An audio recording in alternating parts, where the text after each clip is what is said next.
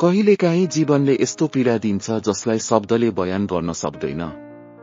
एक आमाले आफ्नो सन्तान गुमाउँछिन्, तर त्यही पीडाबाट सुरु हुन्छ ज्ञानको यात्रा। यो कथा हो एक आमाको जसले आफ्नो सन्तान गुमाएर संसारकै सबैभन्दा ठूलो सत्य भेटिन्। ANT videos. गौतम बुद्धको समयमा एक महिला थिइन्, किसा गौतमी। उनको एकमात्र सानो छोरा थियो र उनी आफ्नो छोरालाई अत्यन्त माया गर्थिन्।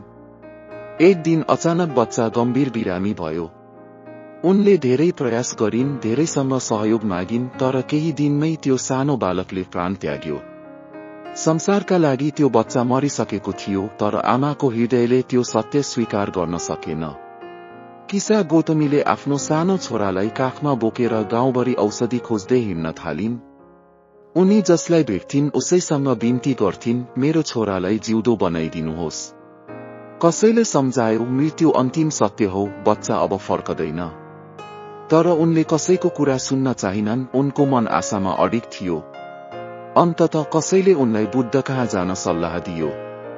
उनी रोइरहेकी अवस्थामा बुद्ध समक्ष पुगिन् र हात जोडेर भनिन्, भगवान, कृपया मेरो छोरालाई जिउँदो बनाइदिनुहोस्। बुद्धले उनलाई करुणाले हेर्नुभयो र शान्त स्वरमा भन्नुभयो, म तिमीलाई सहयोग गर्न सक्छु, तर त्यसका लागि तिमीले एउटा सानो काम गर्नुपर्छ। त्यस्तो घरबाट एक मुट्ठी तोरी ल्याऊ जहाँ कहिल्यै कसैको मृत्यु नभएको होस्। किसा गौतमी आशाले भरिन् र तुरुन्त घर घर जान थालिन्। पहिलो घरमा थाहा पाइन् बाबु बित्नु भएको रहेछ। अर्को घरमा आमा बित्नु भएको रहेछ। तेस्रो घरमा दाजु गएको रहेछ। हरेक घरमा कसै न कसैको मृत्युको कथा थियो। दिन ढल्दै गयो, साँझ पर्न थाल्यो र बिस्तारै उनको मनमा एउटा गहिरो सत्य उदाउन थाल्यो। मृत्यु केवल उनको जीवनमा आएको घटना होइन रहेछ, मृत्यु त सबैको साझा नियति रहेछ। दुःख केवल उनको मात्र होइन रहेछ, संसारका हरेक घरले शोक देखेको रहेछ। त्यो क्षण उनले सत्यलाई महसुस गरिन्।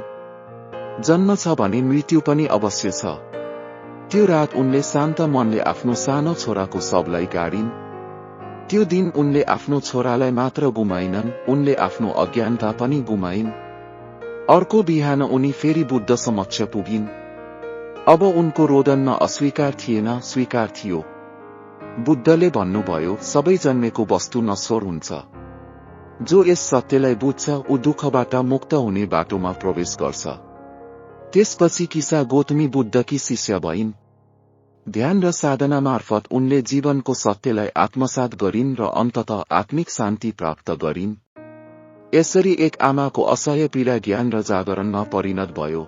जीवन नश्वर छ, मृत्यु अपरिहार्य छ, तर अज्ञानता ऐच्छिक हो।